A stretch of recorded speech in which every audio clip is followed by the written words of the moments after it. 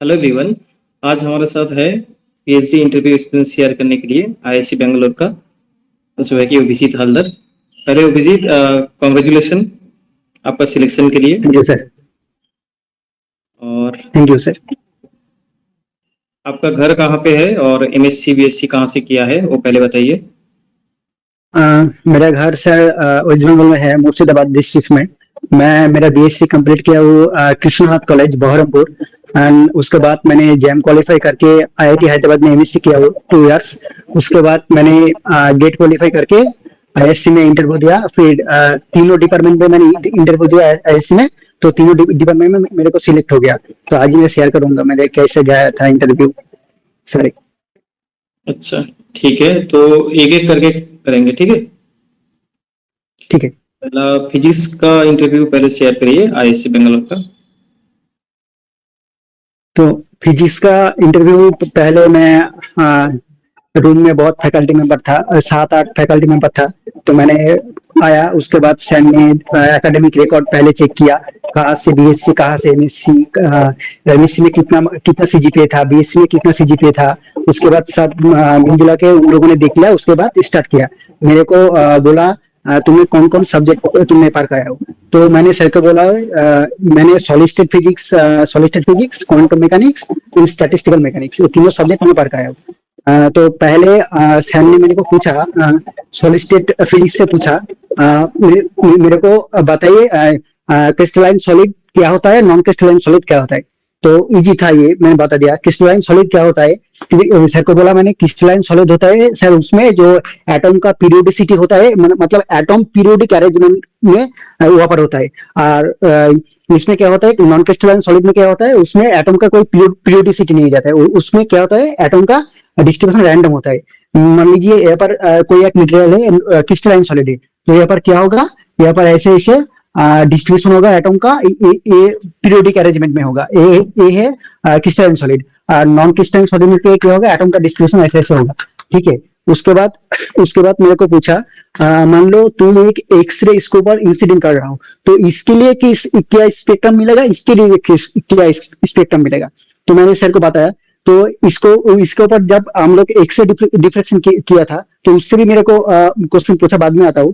तो मैंने सर को बोला इसके ऊपर मैं जब एक्सरे इंसिडेंट करूंगा तो मेरे को ऐसे करके बहुत सारे ऐसे करके ऐसे पीक मिलेगा। फिर बोला ठीक है। फिर बोला मेरे को नॉन क्रिस्टलाइन सॉलिड जो है उसके ऊपर तुम जब ये इंसिडेंट करोगे तब कैसा पिक मिलेगा।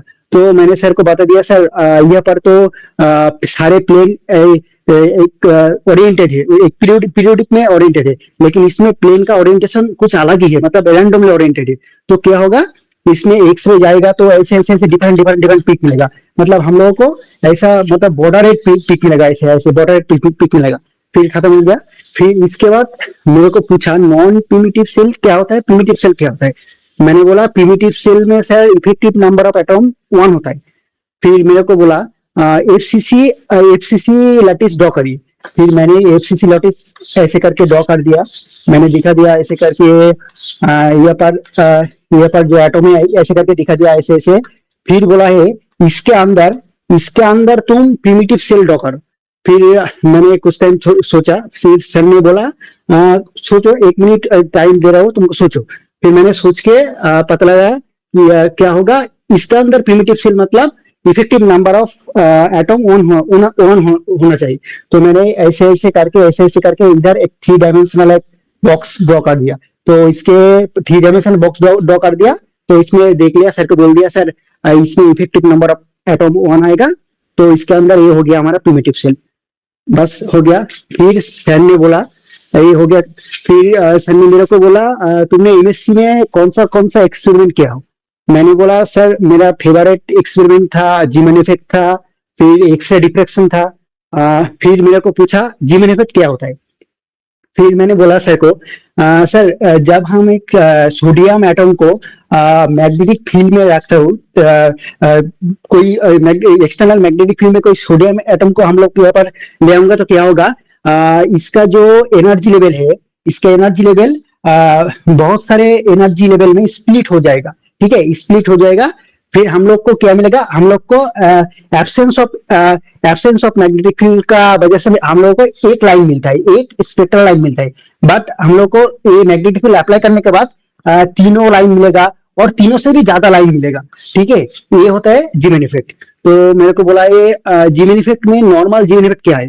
फिर मैंने सर को बोला सर एक एटम है, उसके ऊपर हमने फील्ड अप्लाई कर दिया वीक, मैग्नेटिक फील्ड नॉर्मल में वीक होना चाहिए, तो वीक होना चाहिए। और मैग्नेटिक फील्ड नॉर्मल जीमेन इफेक्ट में वीक होना चाहिए, और उसके अंदर जो इलेक्ट्रॉन का ट्रांजिशन होगा वो सिंगलेट टू सिंगलेट होगा, तो सर को बता दिया। फिर मैंने एनर्जी लेवल ड्रॉ किया ऐसे करके, 1p एक एनर्जी लेवल ले लिया, 1p1 एक एनर्जी लेवल ले लिया, 1d2 फिर सर को मैंने दिखा दिया ऐसे ऐसे, सर एनर्जी लेवल ऐसे स्प्लिट होगा, यहाँ पर 3 एनर्जी लेवल आएगा, यहाँ पर 5 एनर्जी लेवल आएगा, 5 एनर्जी लेवल आएगा। तो मेरे को पूछा सर ये दो एनर्जी लेवल किससे आ रहा है। मैंने सर को बोला पूरा बेसिक में जा रहा है कि ये दो एनर्जी लेवल किससे आ रहा है। मैंने सर को बोला सर स्पिन ऑर्बिट इंटरेक्शन जो होता है उसको, मतलब पहले गॉस स्ट्रक्चर आता है, उसके बाद स्पिन ऑर्बिट इंटरेक्शन में फाइन स्ट्रक्चर होता है, फिर एनर्जी लेवल स्प्लिट हो जाता है, फिर हम लोगों को स्पेक्ट्रोस्कोपिक टर्म में आता है, फिर ए एनर्जी लेवल आता है। फिर मेरे को रोक दिया, फिर मेरे को बोला जे एनर्जी लेवल तुमने ड्रॉ किया कैसे, मतलब कैसे कि तुम ड्रॉ कर रहे हो, इसे 1p से 3 एनर्जी लेवल, 1d2 से 5 एनर्जी लेवल। तो मैंने सर को बोला सर यहाँ पर क्या होगा, यहाँ पर हम लोगों को देखना पड़ेगा डिजेनरेसी 2j+1, 2j+1 ऐसे करके हम लोगों को देखना पड़ेगा। सो यहाँ पर j का वैल्यू 1 है, मतलब 2+1 मतलब 3, यहाँ पर 3 एनर्जी लेवल में स्प्लिट हो जाएगा। यहाँ का j का वैल्यू सर यहाँ पर 2 है, मतलब 2×2+1 5, तो यहाँ पर 5 में स्प्लिट हो जाएगा। ठीक है, फिर मेरे को बोला सर मेरे को बोला यहाँ पर ट्रांजिशन जो होगा कैसे होगा ट्रांजिशन। मैंने सर को बोला सर यहाँ पर जो ट्रांजिशन होगा सिलेक्शन रूल होता है ml 0 +-1 ऐसे करके, मतलब ये जो होता है 0 -1 -2 1 2, यहाँ पर होगा 0 पॉजिटिव नेगेटिव 1। ओके, तो ऐसे करके मैं दिखा दिया सर 0 से 1 ऐसे ट्रांजिशन होगा, यहाँ से -1 से 0 ऐसे ट्रांजिशन होगा। फिर मेरे को बोल रहा है सर तुम जो सिलेक्शन रूल यहाँ पर लिखा हो, ये सिलेक्शन रूल कहाँ से आ रहा है, मतलब कैसे ये सिलेक्शन रूल आ रहा है। तो फिर उस टाइम सर को बोला सर सिलेक्शन रूल का बारे में मेरे को कुछ इंफॉर्मेशन पता है, लेकिन उतना ज्यादा पता नहीं है। हमने बीएससी में एमएससी में फर्स्ट ईयर में मैंने किया था ऐसे कुछ करके, इलेक्ट्रिक डाइपोल का जो ट्रांजिशन होता है ना, फाइनल स्टेट डाइपोल मोमेंट एक दे देता है वो अंदर, फिर इनिशियल स्टेट से जब फाइनल स्टेट में जाता है तो पार्टिकल मूव करता है, तब पैरेटी कंजर्वेशन का कोई रूल होता है, फिर उसमें उससे आता है डेल +-1 आता है, फिर डेल एल प्लस 0 +-1, तो इसी से आता है। तो फिर सर ने समझ गया, थोड़ा सा अप्रोच दे दिया मैंने सर को। तो ये मेरे को बाद में याद आया कैसे होगा, इनिशियली उस टाइम मेरे को मैं भूल गया था कैसे करूँगी, तो हो गया। फिर मेरे को पूछा तुम्हें एक्स-रे डिफ्रेक्शन क्या हो। मैंने बोला हाँ, तो एक्स-रे डिफ्रेक्शन क्या है, एक्सरे क्या है। मैंने सर को बोला सर एक्सरे होता है हाई एनर्जी फोटोन होता है, इलेक्ट्रोमैग्नेटिक वेव। तो एक्सरे कैसे प्रोड्यूस करेंगे वो हमको, वो मेरे को पूछा एक्सरे कैसे प्रोड्यूस करोगे। तो मैंने सर को बोला वो एक्सपेरिमेंटल जो अरेंजमेंट थे, मैंने बोला सर एक फिलामेंट ले लूंगा इसमें, और इसमें इसको कैथोड ऐसे यूज करूंगा, कैथोड नेगेटिव, और इसमें एनोड पॉजिटिव। तो क्या होगा सर, इसको हम हाई पोटेंशियल में कनेक्ट कर दूंगा। ठीक है, हाई पोटेंशियल में कनेक्ट कर दूंगा। तो ये हमने जो फिलामेंट यूज किया है, इसका मेल्टिंग पॉइंट बहुत हाई है, और ये बहुत ज्यादा एटॉमिक नंबर का टारगेट है। मेरे को पूछा ज्यादा एटॉमिक नंबर का टारगेट मतलब क्यों ज्यादा ले लिया। तो तुरंत मैंने बोल दिया सर को, सर ज्यादा जितना ज्यादा एटॉमिक नंबर लूंगा उतना ज्यादा इलेक्ट्रॉन होगा, उतना ज्यादा इलेक्ट्रॉन इमिट होगा, उतना ज्यादा इलेक्ट्रॉन को ये करेगा वो। तो फिर सर को मैंने बोला सर हाई पोटेंशियल का मैं वोल्टेज अप्लाई कर दिया तो क्या होगा, ये हीटअप होगा, हीटअप होकर थर्मो आयनिक प्रोसेस से इलेक्ट्रॉन इमिट करेगा, थर्मो आयनिक प्रोसेस से इलेक्ट्रॉन इमिट करेगा, फिर इलेक्ट्रॉन इसको अटैक करेगा, अटैक करके जो एक्सरे होता है ऐसे जनरेट होगा। फिर इसको मैंने और अच्छा तरीके से समझाया। तो मेरे को इस टाइम पूछ लिया तुरंत थर्मो आयनिक इमिशन क्या है। फिर मैं सर को बोला थर्मोआयोनिक इमिशन ऐसे होता है सर, जब हम कोई मेटल को हीट करते हैं तब कोई सर्टेन टेम्परेचर में मेटल का सरफेस से इलेक्ट्रॉन इमिट होता है, वो है थर्मोआयोनिक इमिशन। तो इसमें भी थर्मोआयोनिक इमिशन से इलेक्ट्रॉन इमिट होता है। तो मेरे को सर को मैंने बोला सर मैं थोड़ा अच्छा करके इसको बोल पाऊंगा, तो कॉन्फ़िगरेशन को बोल पाऊंगा। सर बोला है बोलो। सर को बोला मैंने सर क्या था उसमें, उसमें था जब सर कोई एटम का न्यूक्लियस है, ठीक है, कोई एटम का न्यूक्लियस है, तो ये है इलेक्ट्रॉन। इलेक्ट्रॉन जब इसका नजदीक में आएगा तो क्या होगा, इसका इलेक्ट्रॉन डी एक्सीलरेटर हो जाएगा। तो इनिशियली इलेक्ट्रॉन का velocity V I, initially velocity V I होगा, फिर डी एक्सीलरेटर हो जाएगा, फिर वेलोसिटी वी एफ होगा। तो इसमें क्या हो रहा है, इलेक्ट्रॉन जब डी एक्सीलरेटेड हो रहा है, मतलब क्या हो रहा है, इसका इलेक्ट्रॉन का यहाँ पर एनर्जी लॉस हो रहा है, ठीक है। वो एनर्जी लॉस जो हो रहा है, उसी एनर्जी लॉस एक्सरे के टर्म में एमिट हो रहा है, दैट इज फोटोन। सर को बता दिया मैंने ऐसे करके, तो ठीक है फोटोन, तो ठीक है ये हो गया एक्सरे। तो ऐसे सर एक्सरे एमिट होता है, फिर बहुत सारे डेरिवेशन है। फाइनली हम लोग को लैम्डा मिनिमम समथिंग ऐसे कुछ करके 1244 नैनो मीटर बाई वोल्टेज ऐसे पोटेंशियल ऐसे मिलता है, फिर हम इसे कैलकुलेट करते हैं। तो फिर सर मेरे को उसके बाद पूछा एक्सरे स्पेक्ट्रम कैसे आता है, स्पेक्ट्रम कैसा होता है दिखाओ। तो मैंने इंटेंसिटी वर्सेस लैम्डा प्लॉट कर दिया। फिर मैंने सर्टेन वोल्टेज में दिखा दिया, ऐसे सर कॉन्टिन्यूअस होगा, कॉन्टिन्यूअस होके ऐसे करके एक पीक आएगा, फिर ऐसे करके लंबा सा पीक आएगा, ऐसे होगा। फिर सर मेरे को बोल रहे ये जो दोनों पीक आ रहा है, ये दोनों कैरेक्टरिस्टिक एक्सरे, तो इसमें इसका पीक का इंटेंसिटी बहुत मतलब लो है, इसका इंटेंसिटी हाई है। मैंने सर को बोला तो क्यों इसका इंटेंसिटी हाई है, इसका इंटेंसिटी लो है, मतलब ऐसे क्यों ड्रॉ कर दिया। तो मैंने सर को बोला सर ये जो होता है, ये होता है के अल्फा एक्सरे, और ये जो होता है के बीटा एक्सरे होता है। तो मैंने सर को बोला सर जब electron n is equal to 1 state, n is equal to 2, इसमें आएगा n equal to 3। तो इसमें क्या होता है, इलेक्ट्रॉन जब एमिट होता है यहाँ पर आता है के अल्फा आता है, यहाँ से जब होता है तब के बीटा आता है, ठीक है, के बीटा लाइन आता है।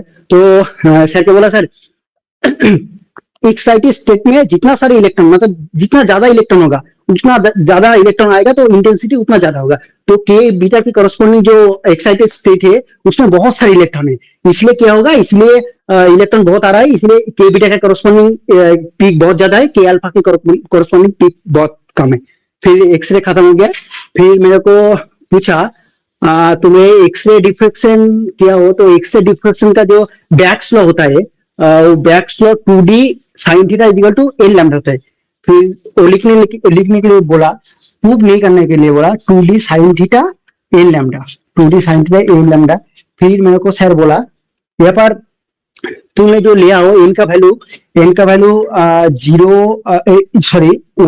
2 3 4 ऐसे करके लिया हो, तो इसमें एन का वैल्यू जीरो क्यों नहीं लिया हो इसके। तो मैंने सर को बता दिया उस टाइम जीरो हम लोग सर इसलिए नहीं लिया हो क्योंकि जो हमारा पाथ डिफरेंस है, वो पाथ डिफरेंस जीरो ले लूंगा तो हमारा पाथ डिफरेंस जीरो हो जाएगा। मतलब कोई एक्सरे आ रहा है तो इस स्ट्रेट लाइन में आ रहा है, तो एक्सरे कोई उसी स्ट्रेट लाइन में चला जाएगा, हमारा कोई इंटरफेरेंस पैटर्न ही नहीं मिलेगा। हम लोग क्रिस्टल स्ट्रक्चर का क्या स्ट्रक्चर है हम लोग उसको मतलब एनालिसिस नहीं कर पाऊंगा, तो पाथ डिफरेंस यहाँ पर नहीं आएगा। तो इसलिए हम लोग यहाँ पर n इजिकल टू 0 नहीं होगा, n इजिकल टू 1 से स्टार्ट होगा, ठीक है। फिर उसके बाद मेरे को बोला तुमने जो इंटेंसिटी वर्सेस मैंने एक इंटेंसिटी वर्सेस मैं ड्रॉ कर दिया, lambda intensity versus theta 2 theta something होगा, है ऐसे कुछ मतलब था, मैंने ड्रॉ कर दिया। फिर मेरे को टेम्परेचर से रिलेटेड कुछ क्वेश्चन पूछा, मेरे को बोला तुम्हें जब एक से डिफ्रेक्शन कर रहा हो उस टाइम तुम क्रिस्टल को हीट अप कर रहा हो, तो उस टाइम क्या होगा, हीट अप कर रहा हो। तो सर को मैंने बताया उस टाइम, मैंने सोचा कुछ टाइम, तो मैंने सर को इनिशियली बोला सर हीट अप करने के पहले तो ऐसे करके स्पेक्ट्रम आएगा, फिर हम लोग जब उसको हीट अप करेंगे तब क्या होगा, तब सर हीट अप करूंगा तो लैटिस वाइब्रेशन स्टार्ट हो जाएगा, तो प्लेन का ओरिएंटेशन भी चेंज हो जाएगा। तो क्या होगा सर, इंटेंसिटी थोड़ा कम हो जाएगा, लेकिन इसका जो मीन पोजीशन है, मीन पोजीशन सेम रहेगा। ठीक है, मीन पोजीशन सेम रहेगा। ये होता है अप टू हार्मोनिक ऑसिलेशन तक। उसके बाद क्या होगा, उसके बाद सर को बोला मैंने, सर बहुत ज्यादा हिट दे दिया तो क्या होगा, अनहार्मोनिक ऑसिलेशन होगा। इसमें अनहार्मोनिक ऑसिलेशन होगा। मतलब क्या होगा, ये जो हमारा एक पीक मिल रहा था, ये ऐसे दोनों पीक में डिवाइडेड हो जाएगा। ये अनहार्मोनिक ऑसिलेशन होगा। फिर उतना बहुत ज्यादा होगा तो ये पीक भी कोई कुछ नहीं मिलेगा और क्रिस्टली डिस्टॉर्ट हो जाएगा। सैनी बोला बहुत बढ़िया। तो अ, उसके बाद मेरे को पूछा, दो सुपर कंडक्टिविटी पे पूछा। मेरे को पूछा जो सुपर कंडक्टिविटी क्या होता है। सुपर कंडक्टिविटी, मैंने सर को बोला, सर सुपर कंडक्टिविटी ऐसे एक मटेरियल होता है, उसमें जब हम टेम्परेचर को लो करते हैं, एक सर्टेन टेम्परेचर में आके उसका रेजिस्टिविटी जीरो हो जाता है। मतलब ऐसे करके जब आता है उसका रेजिस्टिविटी ऐसे करके जीरो हो जाता है। इसको हम बोलते हैं क्रिटिकल टेम्परेचर। तो मेरे को सर बोला, तुमने टेम्परेचर को डिक्रीज करके सुपर कंडक्टिंग मटेरियल को तुमने बनाया, तो टेम्परेचर को तुम फिक्स रखो। ठीक है, टेम्परेचर को तुम वेरी मत करो, टेम्परेचर को तुम फिक्स रखो। उसके उसको बाजू तुम कैसे कोई नॉर्मल मेटल को सुपर कंडक्टिंग मेटल में कन्वर्ट करोगे। ठीक है, तो मैंने बोला सर को, सर बहुत सारे तरीका है, हम लोग नॉर्मल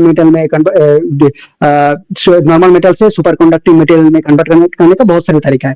तो फिर मैंने फर्स्ट तरीका मैंने बताया सर को, सर हमारा जो क्रिटिकल मैग्नेटिक फील्ड होता है, क्रिटिकल मैग्नेटिक फील्ड से हम लोग ज्यादा magnetic field, sorry critical magnetic field से हम लोग कम मैग्नेटिक फील्ड अप्लाई करूंगा तो नॉर्मल मेटल आ जाएगा सुपर कंडक्टिंग में।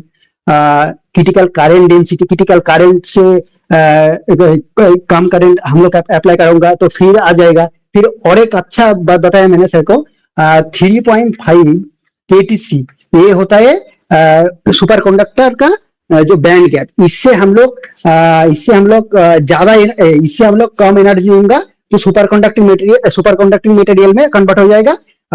इससे हम लोग ज्यादा एनर्जी दूंगा, इससे हम लोग ज्यादा एनर्जी दूंगा तो क्या होगा, super conducting material normal material में कन्वर्ट हो जाएगा। फिर मेरे को बोला, ये जो 3.5 KTC है, ये किसका बैंड गैप है। तो मैंने सर को अच्छा करके समझाया, सर कूपर पेयर जो होता है, कूपर पेयर मतलब सर उसमें इनिशियली इलेक्ट्रॉन फ्री स्पेस में फ्री होता है, लैटिस में क्या होता है, इलेक्ट्रॉन को बाउंड कर देता है, फिर इलेक्ट्रॉन पेयर बनता है, उन लोगों को हम बोलते हैं कूपर पेयर। तो मैंने बोला सर कूपर पेयर का जो चार्ज होता है वो 2e इलेक्ट्रॉन होता है, बट कूपर पेयर हर सारे जो कूपर पेयर होगा सब एक एक बोसोन है। तो बोसोन क्या होता है, बोसोन हम लोग का जो एनर्जी लेवल है, सब बोसोन सब ग्राउंड स्टेट में ऐसे करके फील हो जाता है। ठीक है, ग्राउंड स्टेट ऐसे करके फील हो जाता है, क्योंकि एक एनर्जी लेवल में बहुत सारे बोसोन रह सकते हैं, क्योंकि उसका वेव फंक्शन ओवरलैप करता है। ठीक है, फिर सर को बोला, सर ये फेरमी एनर्जी लेवल। ठीक है, फेरमी एनर्जी लेवल, तो ये फेरमी एनर्जी लेवल ये है बोसोन का न्यू ग्राउंड स्टेट। ठीक है, इसके अंदर जो गैप है वो है 3.5 KTC। ये 3.5 KTC ये सुपर कंडक्टिंग का बैंड गैप। इससे ज्यादा हम लोग एनर्जी अप्लाई करूंगा तो क्या होगा, नॉर्मल मेटल में सुपर कंडक्टिंग मटेरियल कन्वर्ट हो जाएगा। ठीक है, इससे ज्यादा करूंगा। तो सर मेरे को बोल दिया, तो सर को बहुत अच्छा लगा। फिर मेरे को क्या पूछा, मेरे को पूछा super conducting material perfect diamagnetism होता है। ठीक है, तो उसमें जो काई का वैल्यू 1 है, तुम इसको कैसे मतलब रिप्रेजेंट करोगे। काई का वैल्यू 1 है, सुपर मतलब परफेक्ट मैग्नेटिज्म। तो सर को उस टाइम मैंने बताया, हेलो, हाँ -1 होगा शायद। हाँ -1 काई ये -1, इसको कैसे तुम समझोगे। तो फिर सर को मैंने बोला, सर सुपर कंडक्टिंग, मान लीजिए हमारा ये सुपर कंडक्टिंग मटेरियल, ओके, तो हम लोग इसको मैग्नेटिक फील्ड अप्लाई करूंगा तो क्या होगा, मैग्नेटिक फील्ड ऐसे करके जाएगा। तो क्या होगा, इसके अंदर एक करंट इंड्यूस होगा, इसको हम बोलते हैं इंड्यूस करंट। ठीक है, ऐसे करके करंट इंड्यूस होगा, तो इसका वजह से जो मैग्नेटिक फील्ड आएगा वो इधर आएगा, डाउनवर्ड में आएगा। इसके वजह से जो मैग्नेटिक फील्ड है वो है अपवर्ड। तो क्या होगा सर, इसका जो मैग्नेटिक फील्ड इंड्यूस होगा ये दोनों कैंसिल आउट कर देगा। ठीक है, कैंसिल आउट करेगा तो B = 0 हो जाएगा, अंदर कोई मैग्नेटिक फील्ड नहीं होगा, लेकिन कंडक्टर के अंदर होता है। तो मैंने सर को बताया, सर हम लोग एक रिलेशन हम लोग फेमिलियर हुए एक रिलेशन के साथ, B is equal to mu naught M plus H, ऐसे करके कुछ फेमिलियर हो। तो यहाँ पर मैग्नेटिक फील्ड अंदर में जीरो है, मैग्नेटिक फील्ड अंदर में जीरो है, मतलब एम प्लस एच करके ऐसे करके कुछ जीरो कर दिया। फिर मैंने एम बाई एच करके -1 दिखा दिया। सर को बोला फिर सर ये जो टर्म है ये हमारा सक्सेसिबिलिटी, मैग्नेटिक सक्सेसिबिलिटी A-1। तो सुपर कंडक्टिंग होता है सर, परफेक्ट डायमैग्नेटिज्म।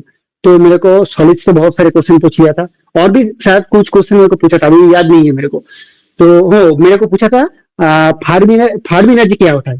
तो मेरे को सर को बोला sir according to at statistics highest at 0 kelvin temperature में हाईएस्ट जो ऑक्युपाइड फील्ड होता है, highest occupied fielded energy level by the fermion, this is Fermi energy.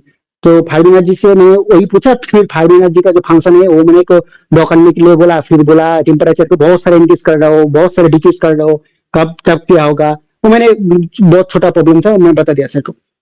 फिर मेरे को आया क्वांटम में, मेरे को तीनों चीज से सर पूछा था। एक पहले सॉलिड, उसके बाद मेरे को पूछा क्वांटम, उसके बाद मेरे को पूछा स्टैटिस्टिकल में थोड़ा दो क्वेश्चन मेरे को किया था। तो क्वांटम में जब आया फिर सर मेरे को पूछा तुमने अनसर्टेनिटी रिलेशन पढ़ा हो? हाँ सर पढ़ा हो मैं अनसर्टेनिटी रिलेशन।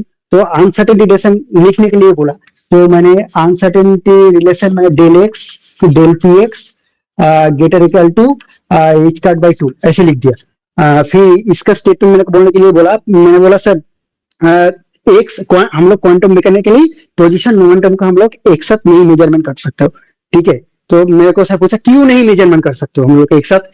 फिर सर को मैंने सर को मैंने प्रॉब्लम किया था, ये वेब से भी रिलेटेड करके मैं बोल सकता था, लेकिन मैंने प्रॉब्लम किया था उस टाइम, बहुत अच्छा प्रॉब्लम। मैंने बोला सर पोजीशन स्पेस में क्या होगा, पोजीशन स्पेस है ये, तो पोजीशन स्पेस में मान लीजिए हम लोग एक पार्टिकल को थ्रो कर दिया, ठीक है, तो पार्टिकल स्टेट लेवल में चला गया, उसका पोजीशन डिफाइंड है, उसका रेंज है -a से +a तक, ठीक है, +a तक। तो इसको हम जब फूरियर ट्रांसफॉर्म करेंगे तब मोमेंटम स्पेस में क्या होगा उसको हम देखेंगे। फूरियर ट्रांसफॉर्म कर रहा हूं मतलब मोमेंटम स्पेस में जा रहा हूँ, ठीक है।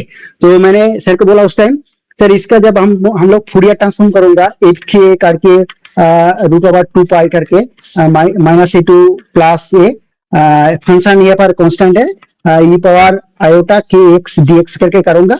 तो हमारा कुछ ऐसा कुछ अभी मेरे को रिजल्टेंट जो है कैलकुलेशन करके याद है, साइन के ए बाई ऐसे करके कुछ आएगा, ठीक है, ऐसे करके कुछ आएगा। तो इसका जो ग्राफ तो बहुत ईजी है, मेरे को पता है इसका ग्राफ क्या होगा। तो मैंने सर को बोल दिया ऐसे करके सर इसका जो ग्राफ होगा सो ऐसे ऐसे करके ऐसे करके ऐसे करके ऐसे करके होगा। फिर सर को बोल दिया सर जो ये जो है ये हमारा जो है वो पैकेट ऐसे करके बनेगा, ठीक है, मतलब सर को बोल दिया। फिर सर को मैंने बोला सर उसमें जो हमारा जो ए कांस्टेंट था, ठीक है, इसमें जो ए कांस्टेंट था वो था डेल एक्स था, सॉरी मैं कुछ अलग ही बात दिया, सॉरी। तो मैं ऐसे बात है लेकिन सॉरी वो डीएक्स सॉरी सर उसमें डायरेक्ट डेल्टा फंक्शन था। तो मैंने सर को पहले बोला सर हम लोग एक डायरेक्ट डेल्टा फंक्शन ले लेंगे, ठीक है, डायरेक्ट डेल्टा फंक्शन ले लेंगे, मतलब ऐसे करके x equal to a position में ऐसे करके डायरेक्ट डेल्टा फंक्शन ले लेंगे। तो इसका जब हम मोमेंटम स्पेस में इसका पूरा ट्रांसफॉर्म जो करूंगा तो हमारा क्या होगा, इसमें ऐसे करके प्लेनोइड जेनरेट होगा, ठीक है, प्लेनोइड जेनरेट होगा ऐसे करके। तो ऐसे करके -इंफिनिटी से +इंफिनिटी तक जाएगा ऐसे करके। तो सर को बोल दिया मैं सर यहाँ पर डायरेक्ट डेल्टा फंक्शन है, मतलब पोजीशन मतलब एक जगह में पार्टिकल है, ठीक है, तो यहाँ पर पर्टिकुलर पोजीशन में पार्टिकल है, हम लोग को पता चल रहा है यहाँ पर। तो यहाँ पर क्या होगा डेल एक्स, यहाँ पर डेल एक्स 0 होगा, मतलब कोई अनसर्टेनिटी नहीं होगा, ठीक है, इसके अंदर कोई अनसर्टेनिटी नहीं होगा। बट इसके अंदर क्या होगा, इसके अंदर -इंफिनिटी से +इंफिनिटी तक कोई एक्सटेंडेड है, ठीक है। तो इसके अंदर क्या होगा, हम लोग को पार्टिकल कहाँ है हम लोग को पता नहीं है, कभी भी हो सकता है -इंफिनिटी से +इंफिनिटी तक। तो इसमें बोल दिया सर को सर यहाँ पर डेल के टेंस टू इंफिनिटी हो जाएगा, मतलब हम मोमेंटम को यहाँ पर एक्यूरेटली मेजर नहीं कर सकते, लेकिन पोजीशन को एक्यूरेटली मेजर कर सकता है, ठीक है। फिर सर को बता दिया सर ऐसे आता है del x del p x को मैंने एच काट के करके लिख दिया। फिर इसको ग्रेटर इक्वल टू ऐसे एच का कैंसिल आउट कर दिया, फिर यहाँ पर दिखा दिया सर तो del x greater equal to 1/del k, ऐसे करके 2del k दिखा दिया। तो सर को दिखा दिया सर यहाँ पर हम लोग को खुद ही पता चल रहा है सर, डेल के टेंस टू इन्फिनिटी हो जाएगा तो जीरो हो जाएगा, जीरो होगा तो इन्फिनिट होगा, मतलब दो क्वांटिटी को हम लोग कभी भी एक साथ मेजर नहीं कर सकते क्वांटम मैकेनिकली। फिर हो गया। फिर सर ने मेरे को पूछा अच्छा तुमने वो वेव फंक्शन ड्रॉ किया हो तो फ्री पार्टिकल क्या होता है, फ्री पार्टिकल।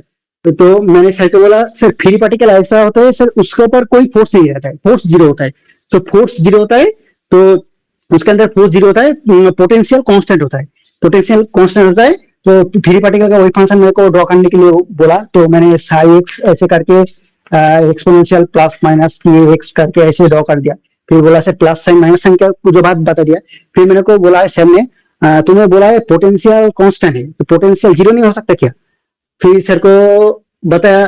फिर मैं आधा मिनट में सोच के सर को बताया सर फोर्स जीरो होने के लिए मतलब हम लोग जो रिलेशन है और a physical to minus get V, okay.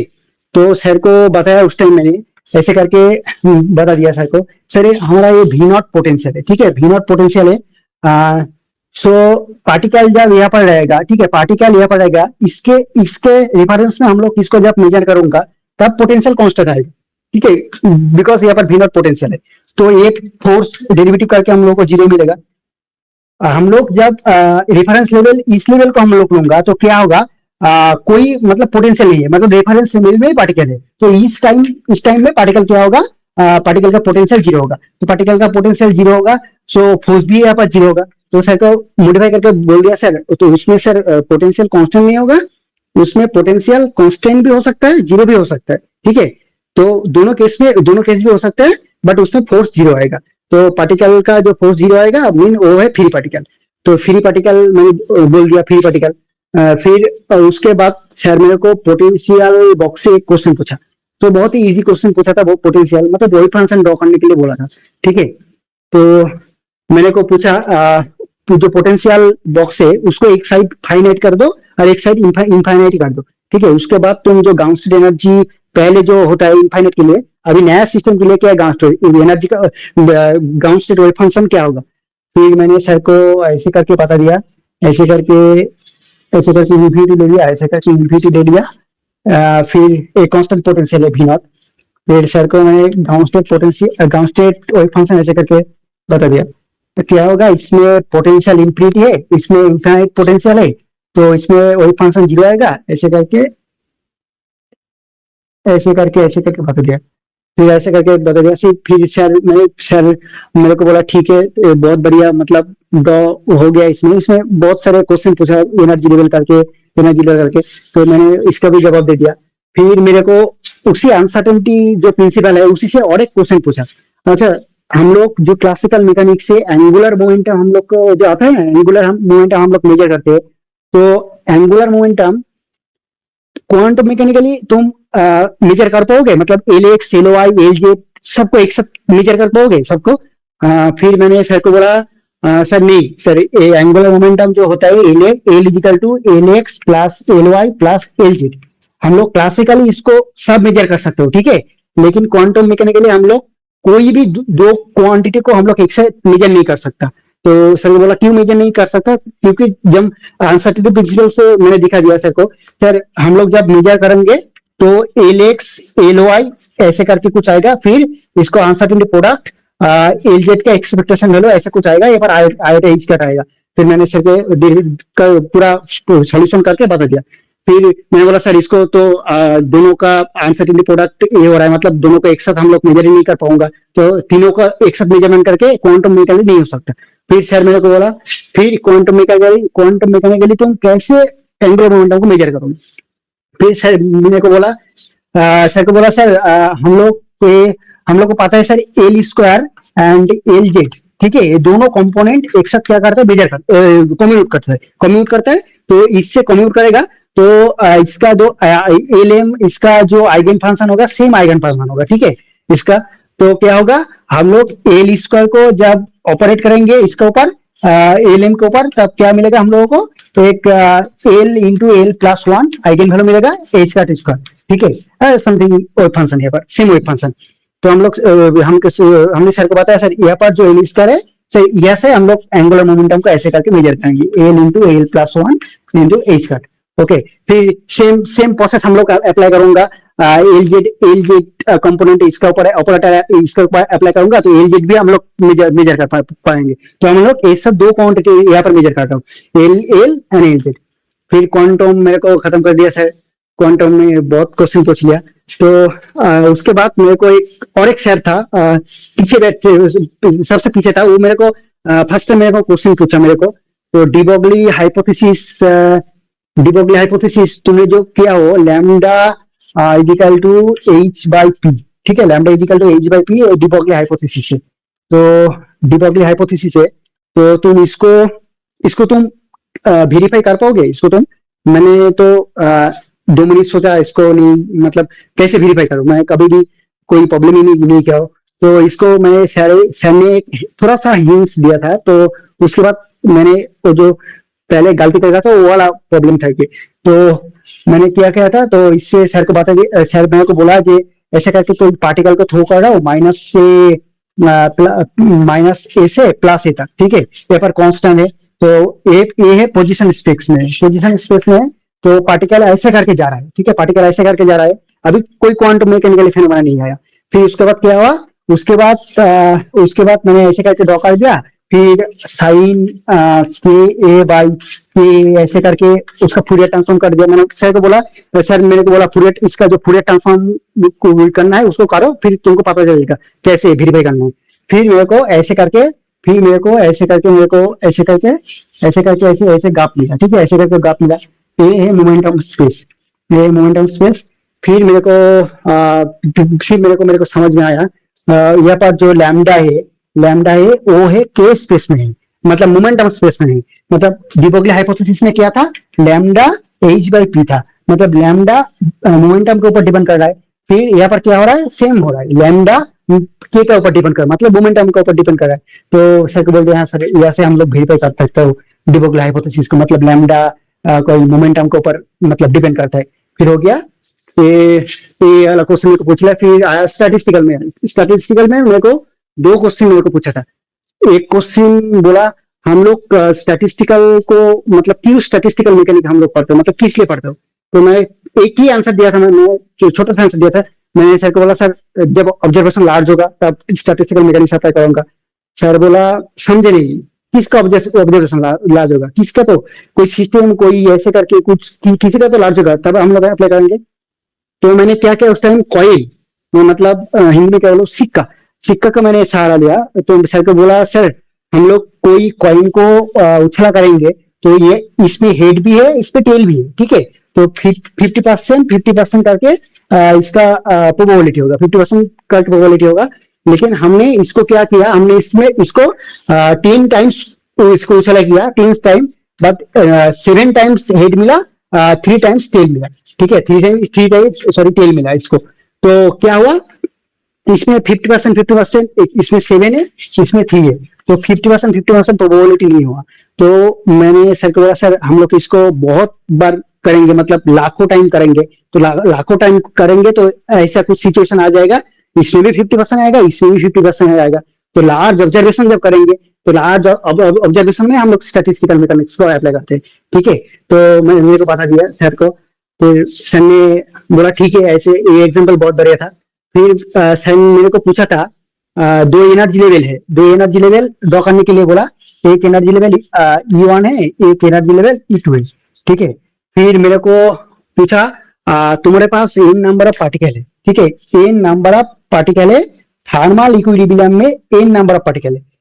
ये प्रॉब्लम मैंने किया था, कहीं पर किया था, वो सेम प्रॉब्लम मेरे को पूछा था, लेकिन प्रोबेबिलिटी से रिलेटेड करके पूछा था, ठीक है। n नंबर ऑफ पार्टिकल है, तो थर्मल इक्विलिब्रियम में क्या होगा, मतलब इसमें पार्टिकल का प्रोबेबिलिटी क्या होगा, इसमें पार्टिकल का प्रोबेबिलिटी क्या होगा, कोई बिना कैलकुलेशन करके मेरे को बताए दोनों में पार्टिकल का प्रोबेबिलिटी क्या होगा। फिर मैंने एक प्रॉब्लम किया था पार्टीशन फंक्शन से, तो ये एक्सपोनेंशियल माइनस बीटा ई आई करके वो भी इजीली दिखा सकते हो। मैंने सर को बोला, सर थर्मल इक्विलिब्रियम में क्या होगा, एंट्रोपी मैक्सिमम होगा, तो थर्मल इक्विलिब्रियम की बात कर रहा हूँ, तो यहाँ पर क्या होगा, यहाँ पर n/2 पार्टिकल आएगा, यहाँ पर n/2 पार्टिकल आएगा, तो दोनों पार्टिकल आएगा यहाँ पर n/2 n/2, तो इसमें पार्टिकल का प्रोबेबिलिटी हो जाएगा 50%, इसमें पार्टिकल का प्रोबेबिलिटी हो जाएगा 50%। फिर सर को उन्होंने बिना कैलकुलेशन करके ये करके बोल दिया था, लेकिन पहले मैं इसको कैलकुलेशन करने जा रहा था, फिर सर मेरे को पता है इसको कैलकुलेशन नहीं, इसको डायरेक्ट तुम पता।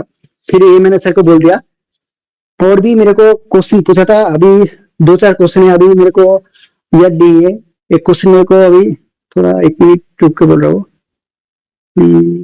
अच्छा हाँ, पूछा था मेरे को जो तुमने जो पोटेंशियल बॉक्स किया, क्वांटम मैकेनिक्स में क्वेश्चन पूछा तुमने, पोटेंशियल बॉक्स तुम्हें क्या कराओ, 1D potential, 2D potential, 3D potential, तो उसमें सबके लिए तुम ग्राउंड स्टेट जो एनर्जी है, वो ग्राउंड स्टेट का जो लेवल है वो क्यों नॉन डिजेनरेट, सबके लिए नॉन डिजेनरेट क्यों है? 2D के लिए सारे ऊपर के स्टेट डिजेनरेट होता है, 3D के लिए भी सारे ऊपर के स्टेट डिजेनरेट होता है, लेकिन सबके लिए ग्राउंड स्टेट क्यों नॉन डिजेनरेट होता है? फिर सर को मैंने बताया, सर टेम्परेचर का कॉन्सेप्ट मेरे को याद है उस टाइम।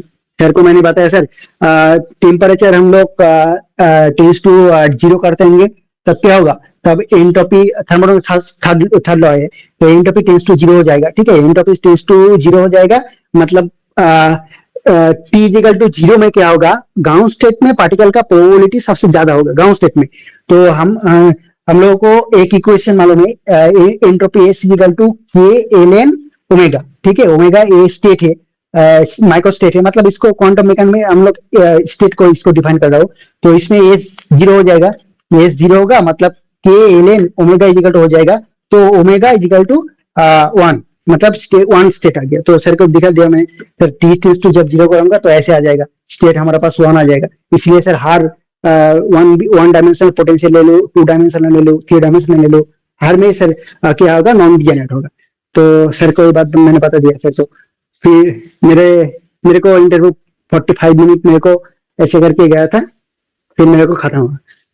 फिर मेरे को इतने सारे क्वेश्चन पूछ चुका था, फिर मेरे को खुद ही से पता चल गया था, मतलब सिलेक्शन होने का थोड़ा चांस है। ऐसे कुछ हुआ था सर मेरा इंटरव्यू। आपने बहुत बोलो। मटेरियल साइंस में सर इंटरव्यू हुआ था, लेकिन उसको मैं अभी नहीं बोलूंगा, क्योंकि उसमें सर मेरा प्रोजेक्ट था सोलर सेल में एमएससी में, तो पूरा प्रोजेक्ट में मेरे को क्वेश्चन पूछा था। तो मटेरियल साइंस में भी मेरा सिलेक्शन हुआ था, तो उसको मैं डिस्कस नहीं करूंगा, क्योंकि सर प्रोजेक्ट के रिलेटेड क्वेश्चन था उसमें। ठीक है, और हाँ अच्छा लगा तुम्हारे साथ बात करके। हाँ अच्छा, ये वाला जो इंटरव्यू था फिजिक्स डिपार्टमेंट में था, तो अभी मेरे को फिजिक्स डिपार्टमेंट में इंटरव्यू करके मैं सिलेक्ट हुआ। अभी मैं एक्सपेरिमेंटल कॉन्डेंस मैटर में पीएचडी कर रहा हूँ अभी। अच्छा, और जो है ना, मैं जो है तुम्हारा इंटरव्यू, मतलब अभी जो डिस्कस हुआ है, तो ये सुन के लग रहा है कि पूरा जो इंटरव्यू जैसे किया गया है ना आपका, तो ऐसे लग रहा है बहुत अच्छा आपने बोला, आपका सिलेक्शन होना ही था।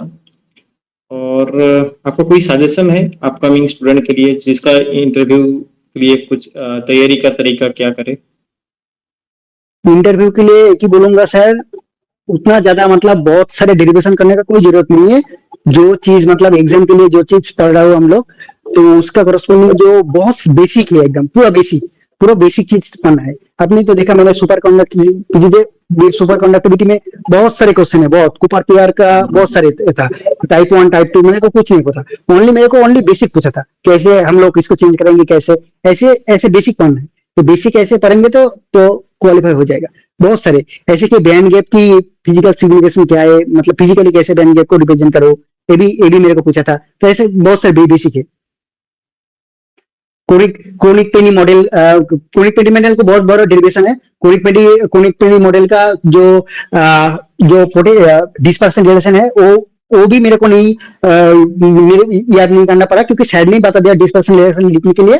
फिर मेरे को बोला जो पोटेंशियल 0 होगा तो क्या होगा, इंफिनिटी होगा, तो मतलब कोई हार्ड पढ़ने के लिए जो जरूरत नहीं है। तो बेसिक से पूरा बेसिक ही क्लियर करना है, तो हो जाएगा इंटरव्यू सिलेक्शन पक्का। ठीक है, तो मिलते हैं नेक्स्ट कोई टॉपिक के साथ, ठीक है? हाँ, आपका और सर एक बात है, हाँ, और कहाँ पे सिलेक्शन हुआ है तुम्हारा? मैंने सर आईआईटी हैदराबाद में एमएससी किया, तो आईआईटी हैदराबाद में दिया था। तो आईआईटी हैदराबाद में सर डुअल डिग्री बोल के एक प्रोग्राम है, तो उसमें सर मेरे को मतलब 3 इयर्स IIT हैदराबाद में PhD करना होगा, उसके बाद ऑस्ट्रेलिया में 2 year करना पड़ेगा।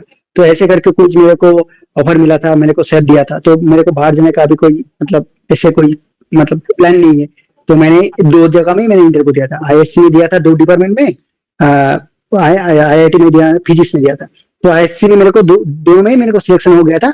मैं फर्स्ट चॉइस में फिजिक्स में रख दिया, तो फिजिक्स को मेरे को मिला, वो मेरे को नहीं मिला मेटेरियल साइंस। ठीक है, आपका आगे का जो फ्यूचर है और भी अच्छा रहे। ठीक है, all the best. Thank you sir. Thank you. Thank you.